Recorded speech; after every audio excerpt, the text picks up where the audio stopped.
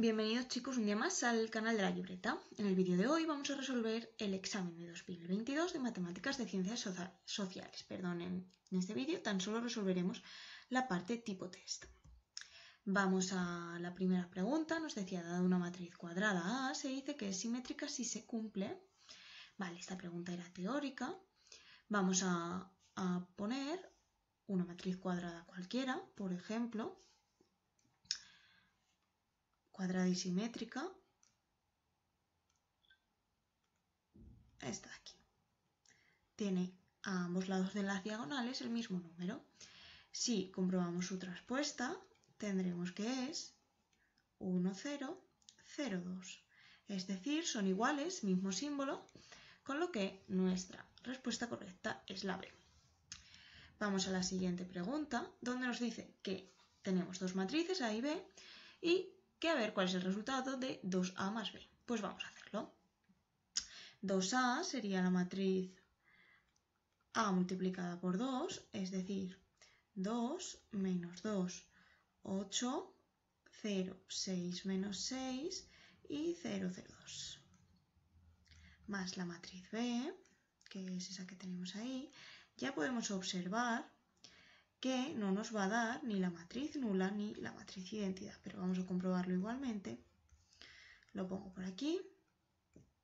Esto nos da 3, menos 6, 16, 0, 11, menos 12, 0, 0 y 3. Ni simplificándola ni haciendo ningún tipo de operación nos dará ni la matriz identidad ni la nula, con lo que será la opción C. La tercera pregunta nos decía que, dada esta matriz, la matriz A, hallemos el valor de su inversa. ¿Vale? Sabemos que la inversa viene dada por 1 partido del determinante de la matriz por la matriz adjunta traspuesta. Vamos a sacar el determinante de A, va a ser 6 menos 5, que nos da 1. Sacamos la matriz adjunta de A, recordad que hay que ir tachando filas y columnas. Para el A11 tachamos primera fila y primera columna, se nos queda el 6. El A12 tachamos fila y columna, se nos queda el menos 1, pero en esta posición recordad que hay que cambiarle el símbolo. En el A21 más de lo mismo, se nos queda menos 5, pero hay que cambiarle el signo. Y en la A22 se nos quedará el 1. De este modo, la matriz adjunta es la 6, 5, 1, 1 y su traspuesta, que coincidirá a su vez con la inversa, porque como el determinante es 1, dividir entre 1, se nos quedará eso, que nos da 6, 1, 5, 1. Y como observamos, no es ninguna de las opciones, con lo que será la opción C. Esto es lo mismo que la inversa en este caso. Vale, ya tenemos 3 preguntas, vamos a la cuarta. Nos dice, dada la inecuación, menos 3x más 4y menos 3 mayor o igual que 1, ¿cuál será el punto de solución? Esto es una pregunta que ponen casi todos los años. Vamos a comprobar punto por punto. Vamos a comprobar en primer lugar el 0, 1. Es tan solo sustituir menos 3 por 0 más 4 por 1, menos 3 mayor o igual que 1. Esto se nos va y se nos queda que 1 es mayor o igual que 1. Es cierto, entonces este punto es solución, ¿de acuerdo? Vamos al 1, 2 a comprobar si este también es solución. Si sustituimos se nos queda menos 3 por 1 más 4 por 2, menos 3 mayor o igual que 1.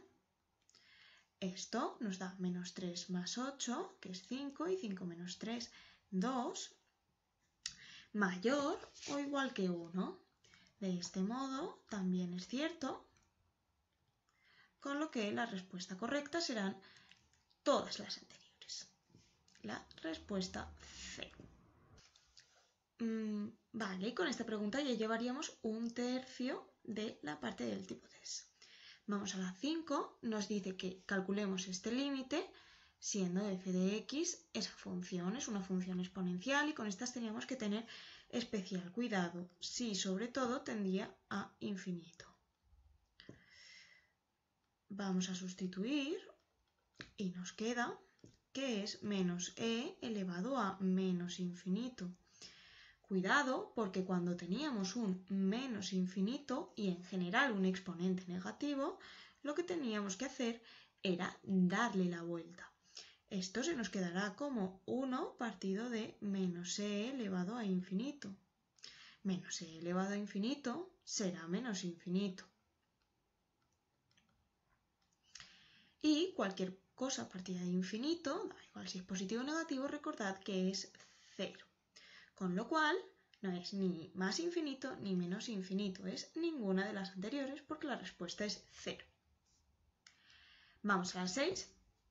Ya estamos en el bloque de análisis con la pregunta anterior y esta.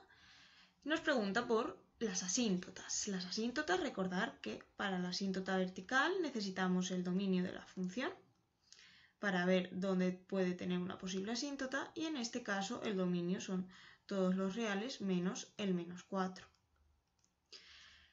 Vamos a hallar el límite de x cuando tiende a menos 4. Habría que calcularlo tanto por la derecha como para la izquierda para ver la posición.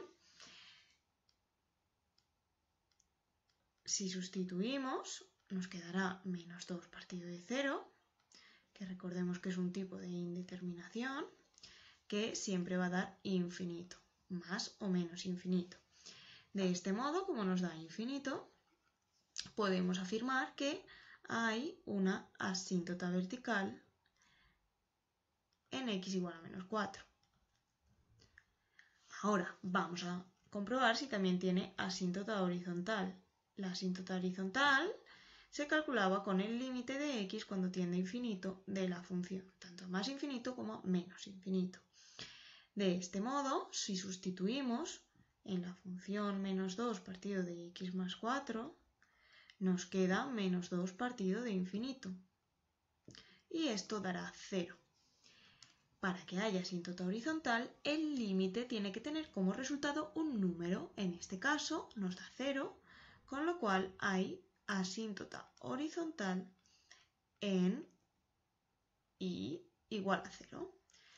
Con lo que tanto la A y la B son correctas, será la opción C todas las anteriores. Vamos a la pregunta 7, otra función.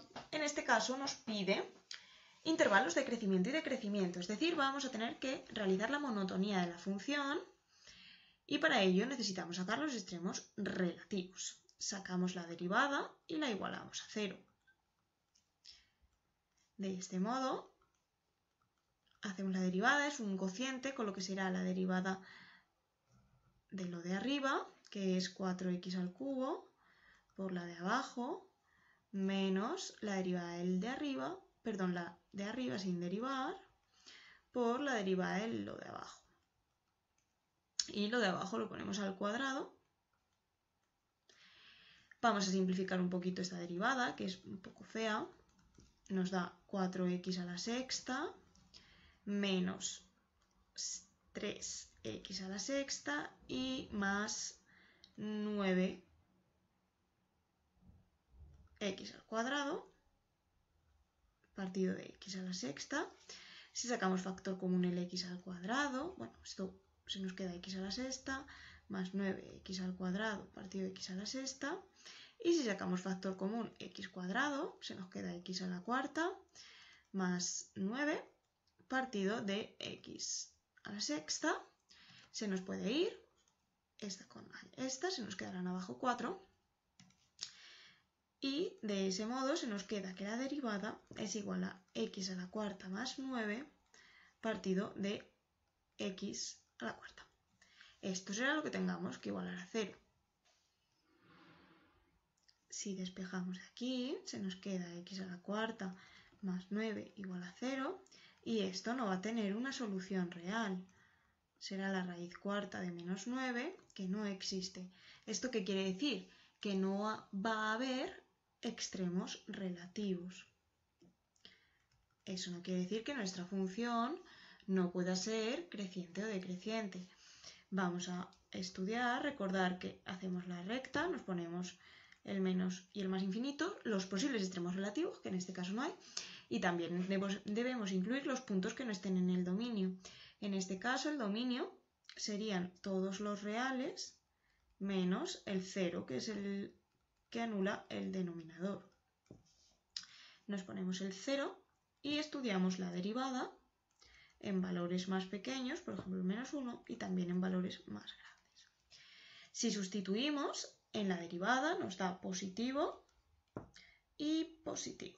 Eso quiere decir que nuestra función es creciente todo el rato, de forma que la respuesta correcta será la B. Vamos a la siguiente pregunta, que nos dice que calculemos una integral.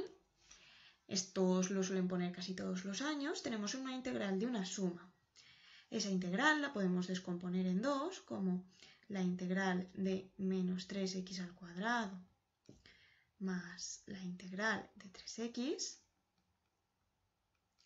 Sacamos estos 3's que nos molestan y se nos queda menos 3 integral de 1x al cuadrado más 3 integral de 1x. Aquí ya se nos queda la logarítmica, como podemos ver. Este x al cuadrado no lo podemos subir arriba. Y pues nada, se nos queda menos 3 por la integral de x a la menos 2 más 3 neperiano de x, ya lo podemos poner. De esta de aquí tan solo tenemos que sumarle 1 y dividir, con lo que tendremos menos 3 por x a la menos 1 entre menos 1 más 3 neperiano de x. A partir de aquí ya consiste todo en ir arreglando un poquito para que no nos quede tan fea. En este caso sería positiva, el 3 se nos quedaría arriba y si bajamos el x elevado a menos 1 se queda abajo para tener exponente positivo, más 3 neperiano de x. Sin embargo, vamos a las soluciones y vemos que ninguna coincide exactamente igual. Vamos a comprobar si es la B porque la A no nos aparece el partido de x y nos aparece en el negativo, con lo que claramente no va a ser. Pero sí que podemos sacar denominador común la x, añadir aquí la x, que tendríamos un 1, y se nos quedaría 3 partido de x más 3x neperiano de x partido de x más c. Y si juntásemos el denominador tendríamos la opción B. ¿Vale? O sea que es la B. Vamos a la 9. La 9 es de probabilidad, es un poquito más compleja. Tenemos que fijarnos justamente en P de A menos B. Vale. Es muy fácil si lo hacemos con los sucesos en un dibujo. Si esta es la probabilidad de A y esta es la probabilidad de B, la probabilidad de A menos B será esta de aquí. Es quitarle a A B. Sin embargo, es lo mismo que si le quitamos la intersección, es decir, la probabilidad de A menos B va a ser la probabilidad de A menos la intersección de A y B, porque justamente la intersección es esta parte de aquí, y si se la quitamos es exactamente lo mismo que si le quitamos B. Entonces tenemos que aplicar esta propiedad y sustituir para ver cuál es la opción correcta. Para la A ya podemos ver que no tiene mucho sentido. La probabilidad de A igual a la probabilidad de la unión menos, y si sustituimos, la probabilidad de A menos la intersección. Claramente esto no tiene mucho sentido. Nos queda la probabilidad de la unión menos el suceso A más la intersección. Podemos probar a simplificar esto, pero no nos va a llevar a ninguna igualdad. Vamos al apartado B, sustituimos exactamente igual y en este caso nos dice que la probabilidad de A es la de la intersección de A y B más la de A menos B, en este caso probabilidad de A menos probabilidad de A intersección B. justamente se nos van las intersecciones y se nos queda probabilidad de A igual a probabilidad de A. Hemos llegado a una igualdad, con lo que la respuesta B sería totalmente válida. Ahora, C, la unión, puede ser que sea la suma de dos sucesos. Esos sucesos han de ser independientes o incompatibles, pero si no lo son, la unión la calcularíamos como la suma de los sucesos menos su intersección. Es decir, la respuesta C es correcta en determinadas situaciones, pero no siempre. De este modo, la única que será correcta siempre será nuestra opción B. Este ejercicio era un ejercicio de aplicar las propiedades de los sucesos. Vale, pues vamos a la pregunta número 10, ya las tres últimas. Nos dice la media de una variable aleatoria representa, y nos da tres opciones, el valor que está en el centro del intervalo de definición. Vamos a pensar, por ejemplo, que nuestra variable es la altura de los hombres en España. Vale, si por ejemplo tenemos como una muestra 10 hombres y cada uno mide 1,5, 1,6, 1,7, 1,71, 1,8. Por ejemplo, la media no tiene por qué estar en el centro. Puede ser que la media esté más hacia un lado o hacia el otro. ¿Vale? Lo que está siempre en el medio es la mediana. La mediana sí estará siempre en el medio de nuestro intervalo. Por ejemplo, en este caso sería el valor justo que está en el medio de los 10 hombres. Ahí tendremos la mediana. Vale, si vamos al apartado B, nos dice el promedio del conjunto de todos los posibles valores de la variable. Es decir, si todos los posibles valores de la altura de los hombres en España son los que sean, si los sumamos y los dividimos entre los hombres que son, nos dará el promedio. ¿Vale? Eso quiere decir, entonces, la media sí que puede ser el promedio del conjunto de todos los posibles valores. Entonces, la B es una opción correcta. Ahora, ¿es la media una medida de dispersión? No. Una medida de dispersión sería, por ejemplo, la desviación típica, que nos indica lo que se desvía nuestros datos de la media, por ejemplo. ¿Vale? O también sería la varianza, que también nos indica cuánto se aleja nuestro dato de la media. De ese modo, la respuesta correcta sería la B. Vale, vamos con la respuesta, con la pregunta 11. Nos dice, usando la tabla de distribución normal, se puede afirmar que dada la siguiente variable aleatoria, una variable normal, con una media de 16 y una desviación típica de 8, y nos dan tres probabilidades, ¿vale? Realmente aquí no nos daban tablas y que lo teníamos que resolver de forma teórica. Sabemos que nuestra distribución normal es algo así, donde aquí nos da el valor de la media, en este caso 66. Entonces, si tenemos que calcular la probabilidad en el apartado A de que sea mayor que 77, 77 estará por aquí, con lo que la probabilidad será todo esto. Recordad que la probabilidad de todo era 1, con lo que la probabilidad de que sea mayor que 70 va a ser más pequeña que el 0,5, que sería la mitad. Esto sería 0,5. ¿De acuerdo? Entonces la opción A no puede ser porque es mayor que 0,5. Ahora, en el apartado B nos dice la probabilidad de que sea menor que 70. Si nos dibujamos otra vez la gráfica, sabiendo, voy a dibujarla otra vez, que me ha salido un poco fea, sabiendo que el 66 está en el medio,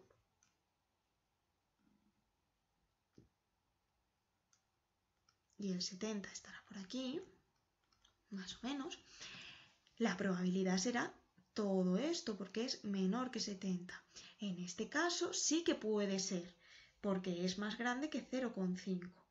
¿De acuerdo? Esto sería nuestro 0,5. Entonces, sí que sería esa opción. Y la opción C no puede ser porque es una distribución binomial. y no la podríamos calcular, ¿vale? Porque además nos dice que tenemos una distribución normal y si aquí ya nos está dando que es igual, sería binomial y no la podríamos calcular.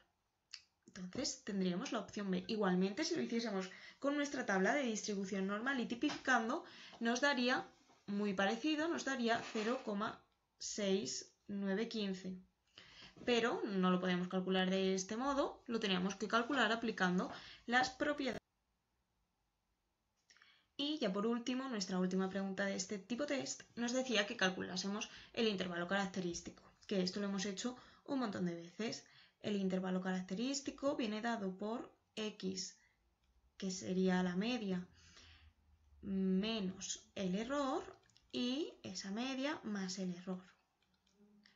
El error hemos de recordar que se calculaba como z alfa medios por la desviación típica, a no ser que nos diesen muestra, que tendríamos distribución media muestral, que tendríamos que dividirlo entre la raíz de n, que es el tamaño de la muestra.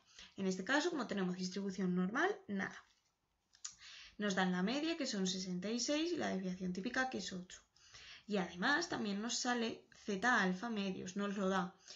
Realmente, si lo hubiésemos calculado, recordad que si nos dan el nivel de confianza, alfa va a ser ese nivel de confianza, hay que restarle 1, nos daría que alfa es 0,1, es decir, es lo que nos falta para llegar al 100%. Alfa medios sería 0,05, este valor lo buscamos en la tabla y corresponde con un z alfa medios, que es en este caso 1,645. Igualmente nos lo dan en el examen, así que no lo tenemos que calcular y directamente podríamos sacar el error, que es 1,645 por la desviación típica, que es 8, eso nos da 13,24, con lo que tan solo teníamos que hacer 66 menos 13,24 y 66 más 13,24. Y ya teníamos nuestro intervalo característico. En este caso nos daba la opción A, 52,86 y 79,24, que es prácticamente el apartado A. Y hasta aquí, chicos, llegaría la resolución del examen de 2022 de la parte tipo test. Espero que hayáis entendido todo y que me dejéis vuestras dudas en los comentarios.